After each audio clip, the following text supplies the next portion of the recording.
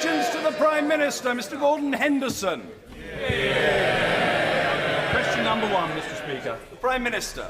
Thank you, Mr Speaker. I had meetings with ministerial colleagues and others, and in addition to my duties in this House, I shall have further such meetings later today. Mr Gordon Henderson. Mr Speaker, 75 years ago, Spitfires and Hurricanes were flying over Sittingbourne and Sheppey in the Battle of Britain, defending our country from Hitler's aggression. It's particularly appropriate the Royal Air Force protected the Isle of Sheppey because it was the birthplace of British aviation, something with which we islanders are immensely proud. Will the Prime Minister join with me in paying tribute to those courageous RAF airmen who helped ensure the freedoms we enjoy today? I certainly join my honourable friend in doing that. There was a very moving service in St Paul's yesterday where many of us were able to pay tribute to those brave pilots, to the ground crews, to all of those involved in what was not just an important moment in British history, but a vital moment in world history as Britain stood alone, the only thing that could stop Hitler and Nazism. And it's a reminder of how proud we should be of our armed forces then, today and always. Jeremy Corbyn. Thank you, Mr Speaker. I want to thank all those that took part in an enormous democratic exercise in this country, which concluded with me being elected as leader of the Labour Party and leader of the opposition. I think we can be very proud of the numbers of people who engaged and took part in all those debates. I've taken part in many events around the country and had conversations with many people about what they thought about this place, our Parliament, our democracy and our conduct within this place. And many told me that they thought Prime Minister's question time was too theatrical, that Parliament was out of touch and too theatrical, and they wanted things done differently, but above all they wanted their voice heard in Parliament. So I thought my first Prime Minister's question time, I'd do it in a slightly different way. And I'm sure the Prime Minister is going to absolutely welcome this, as he welcomed this idea in 2005. But something seems to have happened to his memory during that period. And so I sent out an email to thousands of people and asked them what questions they would like to put to the Prime Minister. And I received 40,000 replies.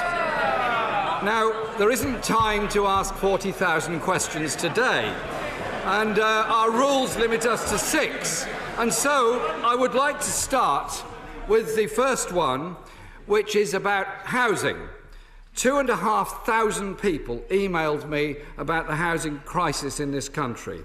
And I asked one from a woman called Marie, who says, what does the government intend to do about the chronic lack of affordable housing and the extortionate rents charged by some private sector landlords in this country? Prime Minister. Prime Minister. Well, first of all, Mr Speaker, can I congratulate the honourable gentleman on his resounding victory in the Labour leadership election. Can I welcome him to the front bench and to these exchanges. I know we will have many strong disagreements, I'm sure, between us at these exchanges, but where we can work together in the national interest, we should do so, and I wish him well in his job.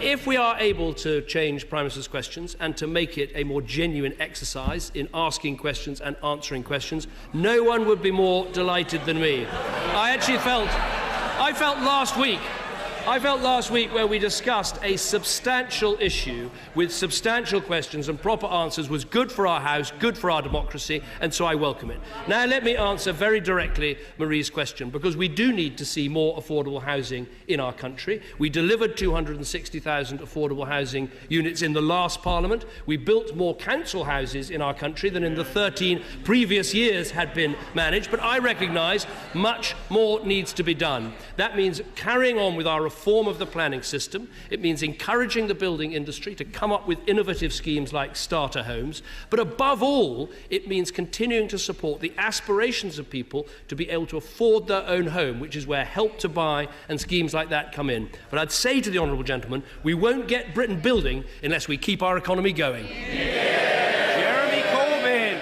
I thank the Prime Minister for that answer, and I thank him for his commitment that we're going to try and do Prime Minister's question time in a more adult way than we've done in the past.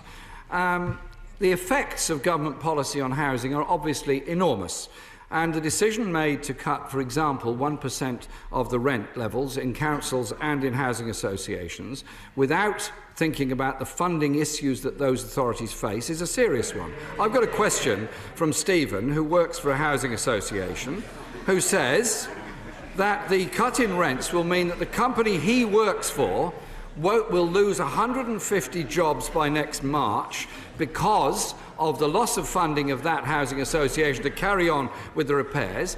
Down the line, it will mean worse conditions, worse maintenance and fewer people working in it, and a greater problem for those living in those properties. Does the Prime Minister not think it's time to reconsider the question of the funding of the administration of housing, as well as, of course, the massive gap of 100,000 units a year between what is needed and what is being built? Minister. What I would say to Stephen and all those working in housing associations and doing a good job is that I think for years in our country we had something of a merry-go-round where rents went up, housing benefit went up, and so taxes had to go up to pay for that. And I think it was right in the budget to cut the rents that social tenants pay, not least because those people who are working and not on housing benefit will see a further increase in their take-home pay and be able to afford more things in life. Now, I think it's vital, though, that we reform housing associations and make sure they are more efficient. Frankly, they're a part of the public sector that hasn't been through efficiencies, haven't improved their performance, and I think it's about time that they did. Jeremy Corbyn. Well, I thank the Prime Minister for that, but it leads me neatly on to what happened yesterday in the House when the House sadly voted through proposals which are going to cost £1,300 per year to families affected by the change in tax credits. This is absolutely shameful.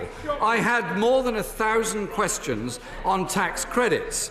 Paul, for example, says this very heartfelt question: why is the government taking tax credits away from families? We need this money to survive so our children don't suffer.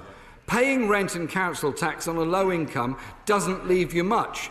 Tax credits play a vital role, and more is needed to stop us having to become reliant on food banks to survive. What we need is a country where work genuinely pays, and that's why what our proposals do are reform welfare, but at the same time bring in a national living wage, which will mean anyone on the lowest rate of pay will get a £20 a week pay rise next year. And that's why the figures show that a family... So I thought this was the new question time.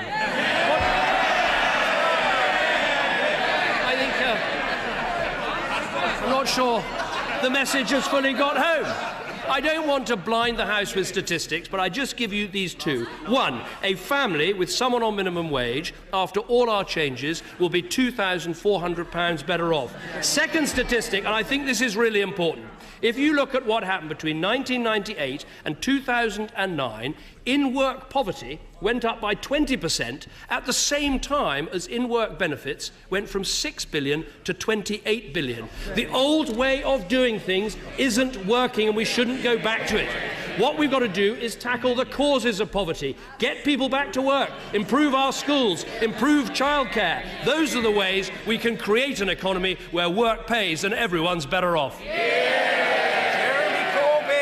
The Institute of Fiscal Studies says there are 8 million people in paid work eligible for benefits or tax credits. They are, on average, being compensated by just 26% of their losses by the so-called national living wage that the government has introduced.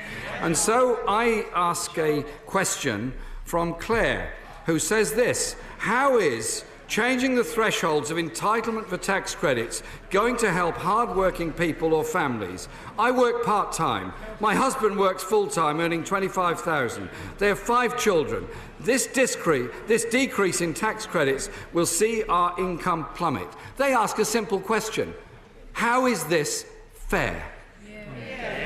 The country has to live within its means, and we were left an unaffordable welfare system and a system where work didn't pay. Now, we see today the latest set of employment statistics where the rate of employment in our country has reached, yet again, a record high. More people in work, more people in full-time work, and also are seeing unemployment fall in every region of the country except the South East, and the sharpest falls are in the North West, the North East and the West Midlands. What we're doing is moving from an economy with low wages, high tax and high welfare to an economy where we have higher wages, lower taxes and less welfare. That is the right answer. An economy where work pays, an economy where people can get on. And let us not go back to the days of unlimited welfare. Labour's position again today is to abolish the welfare cap. I say that a family that chooses not to work shouldn't be better off than one that chooses to work.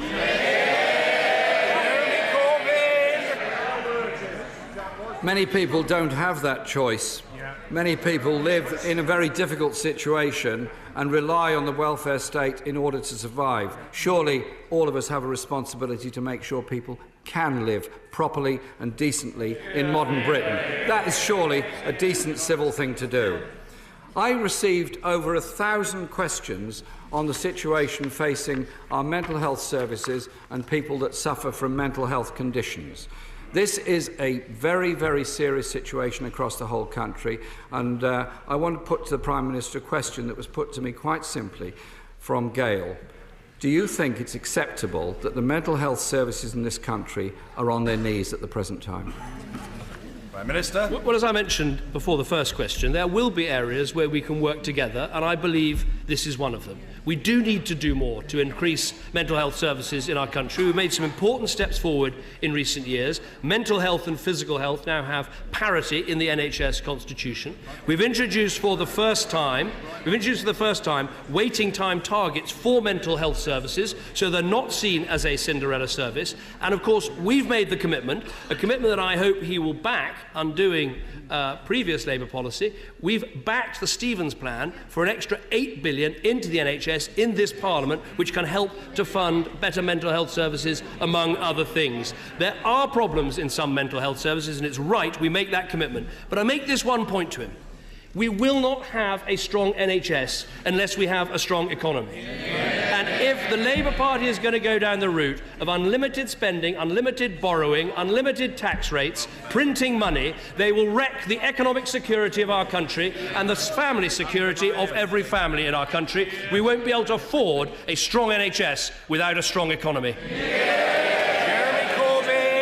If I could take the Prime Minister back to the situation of mental health in this country, it is very serious. I agree with him absolutely on parity of service. I hope that the spending commitments are brought forward rather than delayed to the end of this Parliament, because the crisis is a very serious one. We know this from our constituents, we know this from people we meet, we know this from the devastation that many face, and indeed some have taken their own lives because of the devastation they face. I asked a question from Angela, who's a mental health professional, so she knows exactly what she's talking about. And she quotes this: "Beds are unobtainable, with the result that people suffering serious mental health crises are either left without adequate care or alternatively admitted to facilities many miles away from their homes, relatives and family support systems. The situation is simply unacceptable." What does the Prime Minister say to Angela, to people like her who work so hard in the mental health services, or people going through a mental health crisis who may well be watching us today on Prime Minister's Question Time and want to know that we take seriously their conditions, we take seriously their need for emergency beds to be near their homes and their support system, and that we as a society take seriously their plight and are going to help them and care for them. What does the Prime Minister say to Angela? Well, what I would say to Angela, all those working in mental health, or indeed those suffering from mental health conditions, is that we need to do more as a country to help tackle mental health. Now, that's obviously money into the health service, which we will deliver, but it's also changing the way that the health service helps those with mental health conditions. The honourable gentleman rightly talks about mental health beds, and they are important, but frankly, so is the service that people get when they visit their GP. Many people going to our GP surgeries have mental health conditions, but actually aren't treated for those conditions and don't get access to, for instance, the cognitive behavioural therapies that are increasingly being made available. So my argument is, yes, put in the resources, change the way the NHS works, change public attitudes to mental health, because that is vital. But I say it again, we won't be able to do any of these things without the strong economy that we've built these last 5 years. Mr. Andrew Turner. The Isle of Wight Zoo is having difficulty importing a tiger.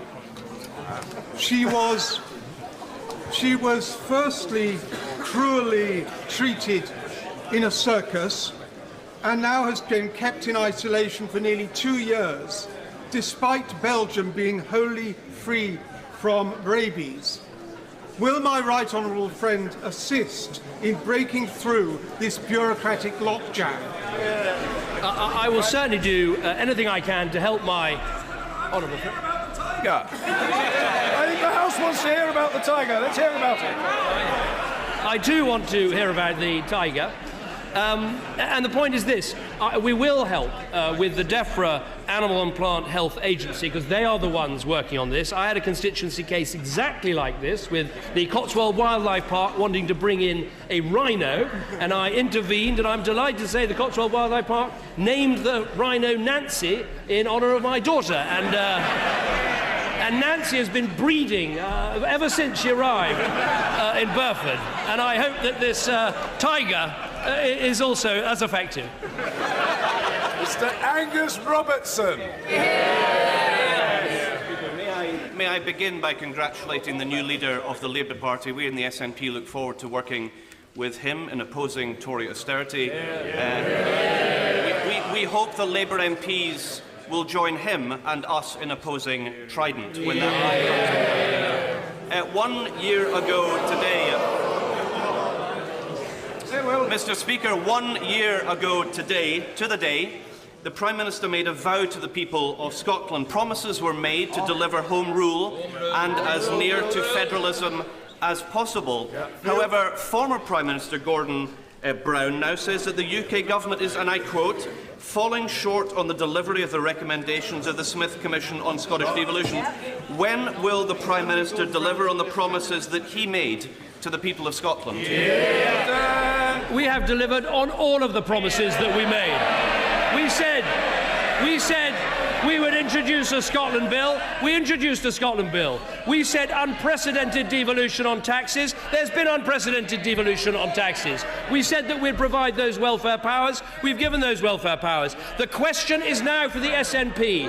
When are you going to stop talking about processes, and when are you going to start telling us what taxes you're going to put up, what welfare changes are going to be made? Or are you, when it comes to talking about the issues, frit? Angus Robertson. Very interesting. Whatever happened to the new style of PMQs from the Prime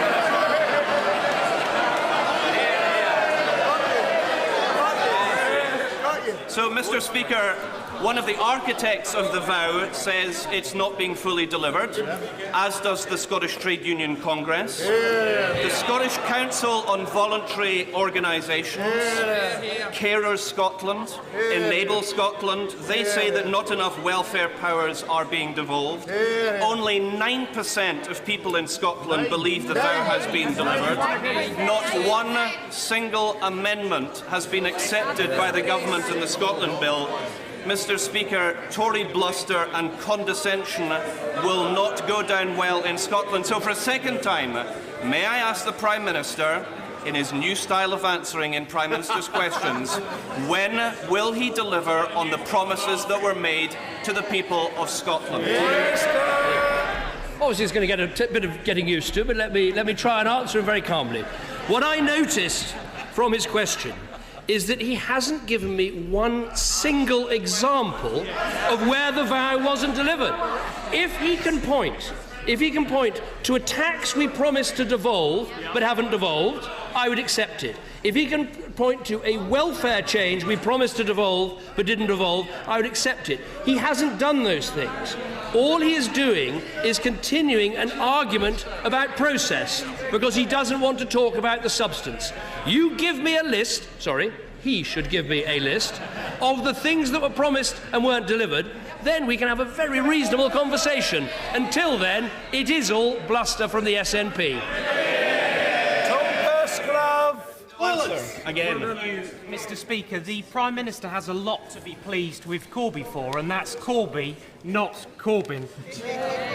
Not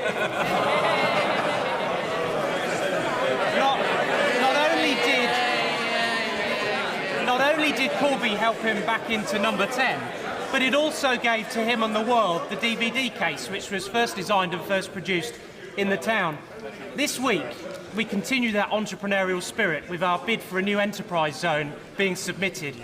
Would the Prime Minister agree with me that areas that are taking significant housing growth should also benefit from new jobs and new infrastructure? I think my honourable friend is absolutely right. There's a lot that's very positive happening in Corby. We've got the claimant count coming down by 29% over the last year. Long-term youth unemployment is down. And I think the point he makes about areas that take extra housing, getting the opportunity for more infrastructure, is right. And so, yes, ever since his election, I have been feeling a sense of Corby mania. Mr. Ronnie Campbell. Thank you, Mr. Speaker. The public sector workers like nurses, health workers, local government workers, teachers and public service workers have never had a pay rise for 5 years. They're being told by the Chancellor they're going to get a 1% for the next 5 years. What is it with these hard-working, good tax-paying people that this Tory government are not getting a decent rise? Well, first of all, what we have been most keen on is trying to protect the services and the jobs, and that has a direct impact if you simply have larger pay rises. But of course, today, inflation is 0%. There is pay increases in the public sector. And of course, what he completely fails to mention is the progression payments that, for instance, in the health service, have delivered year-on-year pay increases for many hard-working people in our NHS who I want to see rewarded. But there's something else we can do, which is to cut their taxes. And by keeping public spending under control, by growing our economy, we're able to say to everyone in our public sector, you can earn £11,000 before you start paying any income tax at all. That has been effectively a pay rise for 29 million working people. Mr. Kevin Hollingray. Thank you, Mr. Speaker. Following the Prime Minister's visit to Yorkshire last week, peace, love and harmony has broken out right across the county. Members on both sides of the House have expressed their support for a Greater Yorkshire bid encompassing North, East, West Yorkshire and Hull. Would the Prime Minister agree to meet with me and members to discuss the merits of this bid and the central role we believe it can play in the Northern Powerhouse and our economic security? Well, I will obviously, Mr. Speaker, take great care with my answer and check that I'm speaking. But I think it's excellent that we've got these devolution proposals, and I think it's very good that a number of different ideas have come forward from Yorkshire. I think now the most important thing is for people to try to come together and get behind a plan for Yorkshire, but be in no doubt this devolution is coming in terms of real powers and real ability to drive that economy as part of our Northern Powerhouse. Kate Holland. Thank you, Mr. Speaker. My constituent, Alona Halloran Clark, who is 11 years old, suffers with Morquia syndrome. This distressing disease stunts her growth and leads to abnormal development of the bones. And at the moment, there is no cure. Enola would like to be able to use the drug Vimizin to help alleviate her condition. But NICE has yet to decide whether the drug should be available on the NHS. Will the Prime Minister do all he can to encourage NICE to come to a speedy decision for Enola and people like her? Well, the Honourable Lady is absolutely right to raise this case about this particular illness and this particular drug that other members have raised as well. She's right to say that NICE are still looking at it. I will continue to do all I can to ensure, as she says, they reach a speedy decision. We do need to have a dialogue too with the drug companies because of the vast prices being charged for some of these drugs, and to say that there are resource implications from the vast cost of these drugs, and we need to bring those costs down to make them more available more quickly. Kelly Tolhurst.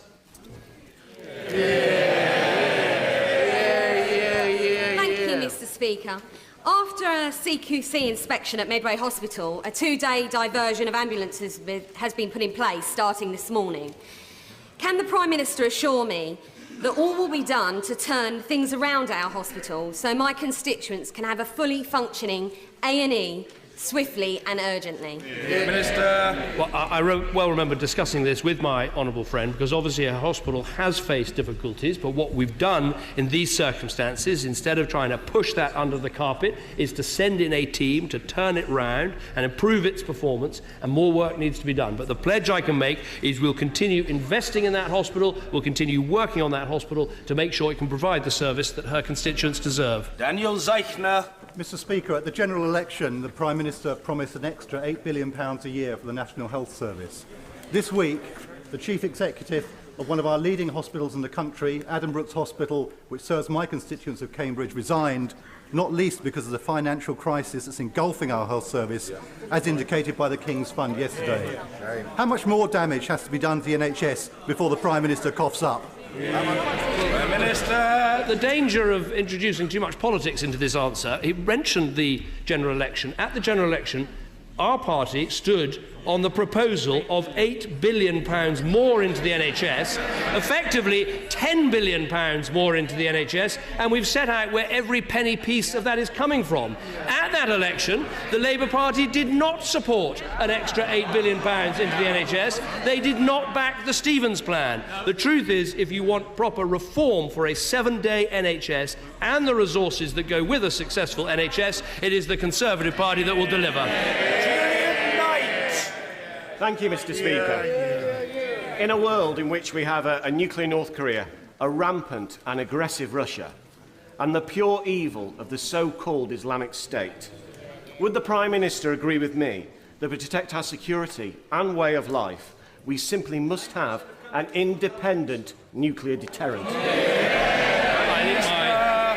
Honourable friend is absolutely right. In terms of defence, this is the most important duty for a government and for a Prime Minister. And the cornerstone of our defence will remain the 2% spending that we've committed to, with the increased defence budget in this Parliament, will be membership of NATO and Britain's own independent nuclear deterrent as the ultimate insurance policy in what is a dangerous world. And the fact that the Labour Party are now turning away from those things is deeply regrettable. National security is the most important thing a government can deliver, and we will never fall short. Mr. Nigel Dodds. Thank you, Mr. Speaker.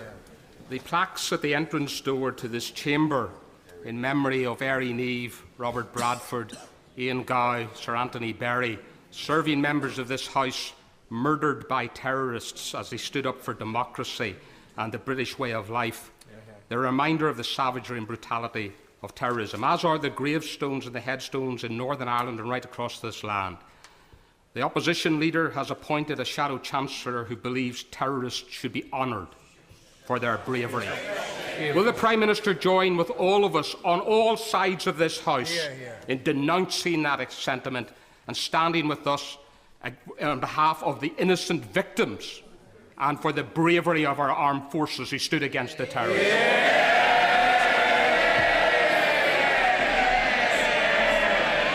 I think from the reaction he's heard, the right honourable gentleman will see that he has spoken for many, many in this House, and I would say many, many, the overwhelming majority of people, the vast majority of people in our country. Erin Eve is the first Member of Parliament I can remember, because he was my Member of Parliament. Ian Gow was one of the first politicians I ever wrote a speech for, and there had never been a kinder, more gentler public servant in this House so cruelly murdered and his family having that life taken away. I have a simple view, which is the terrorism we faced was wrong, it was unjustifiable, the death and the killing was wrong, it was never justified, and people who seek to justify it should be ashamed of themselves. Thank you, Mr. Speaker. Schools in Poole are in the bottom 5 and schools in Dorset in the bottom 11 when it comes to local education authorities and funding per pupil. I welcome this government's commitment to a fairer funding formula. Does the Prime Minister recognise the importance of fairer funding for our schools in Poole and Dorset and the need for this to be implemented as quickly as possible to ensure a world-class education for our children, including respect for our traditions and perhaps even learning the importance of our national anthem? Good question. My honourable friend makes a very important point. There are very strong calls on all sides to make sure we address the fairness in terms of funding. What we did in the last Parliament was allocate 390 million extra for fairer funding, and his own authorities, Dorset and Poole, did benefit from that, receiving 3.1 million and 3.2 million respectively. What I can tell him is that that money is included in the baseline for school funding in 2016 and 2017, but I know there's unfairness in the current system, and I want us to do everything we can to make the funding formula fairer. Mrs Sharon Hodgson. Thank you, Mr Speaker. Nissan in my constituency has just reached the £500,000 production mark for its new Qashqai model, breaking all UK records. I'm sure the whole House would join me, and I'm sure that as the Prime Minister would, in congratulating Nissan on this great achievement. Mr Speaker, Nissan's constructive unionised workforce has helped achieve this fantastic outcome. So why does the Prime Minister attack workers' rights when in many cases, like at Nissan, trade unions are an overwhelming force for good? Well, first of all, let me agree with the Honourable Lady that the achievements at Nissan are absolutely remarkable, and it's one of the great privileges of my job is being able to go and meet people there and see what they're doing. I think I'm right in saying that the northeast of England now produces more cars than the whole of Italy, and I think that's something we can be proud of. And of course now with the new Hitachi factory we're going to be manufacturing trains in the northeast as well. Look, the trade union bill is not what she says it is to make sure that we don't have strikes based on very low turnouts. Let me give her one example. A couple of years ago we had school strikes that shut schools right across our country. That ballot was 2 years out of date and only 27% of people turned up to vote in that ballot. You've got parents, working parents all over the country having to keep their children at home when they should be getting the public service that they paid for. That's what our bill's about, and I hope it'll have support across the House. James Gray. Mr Speaker, the bravery of all of our servicemen and women is beyond question, but would the Prime Minister agree with me that the bravest of the brave must be those who faced the invisible bullets of Ebola in the West Africa crisis recently? And would he take an opportunity of joining me and other members of the House and both Houses at the great North Door of Westminster Hall straight after Prime Minister's question, when we will welcome back 120 soldiers, sailors and airmen, together with aid workers, medical workers and others who did our bidding in West Africa? I'm delighted to join my honourable friend. One of the great privileges of this job is recently I held a reception at number 10 for people who had served in West Africa tackling Ebola, and they are some of the most brave and remarkable people I've met, whether it was the nurses or the volunteers or Britain's brave armed forces. It really is remarkable what they've done. We're almost in a position of being able to declare Sierra Leone Ebola free. Great work has been done by the people of Sierra Leone, but I think the fact that Britain was able to take on this task is because we have good armed forces, properly funded, and our aid budget at 0.7% of our GNP is something the whole country can be proud of. And this is exactly the sort of use of our aid budget where we're doing it with moral force and our moral conscience, but we're also keeping our country safe at home. And for those who wonder sometimes what are the uses of British troops, I'd say get a map out and have a look at Sierra Leone. Tom Blenkinsop. The SSI steelworks in Redcar are facing serious and imminent challenges. UK steel is of vital strategic importance to the British economy. Will the Prime Minister urgently meet with me, my honourable friend for Redcar, the Steelworkers Union community, so that we can look at more positive ways of supporting our industry in order to protect it in much the same way that other European governments do? Well, the honourable gentleman is quite right to raise this, and everyone is concerned about the steelworks in Redcar. Obviously, we've taken the action of voting with others in Europe against Chinese dumping. We've also provided over £30 million of support in terms of high energy users, and also by setting out our national infrastructure plan, we're giving steel producers a sense of the demand in our country in the months and the years to come. I'll certainly consult with the Business Secretary about the best sort of meeting we can have in order to make sure we do everything we can to keep steel making on Redcar. Last but not least, Mr Graham Evans. Thank you. Does the Prime Minister agree with me that this government's commitment to spend 2% of GDP on defence protects our national and economic future while giving our 21st century armed forces the moral and financial support they need to protect our nation's security? Well, we have had to make difficult decisions in the spending review, and we will have to make further difficult decisions, but the decision to increase our defence spending in a very dangerous and uncertain world, when we face threats in Europe with the behaviour of Russia, the threat from ISIL in the Middle East, combined with all the other threats, including cyber, means it's absolutely right to increase this spending and to make sure that membership of NATO remains the cornerstone of our defence. National security will always be the top priority of this government. Order.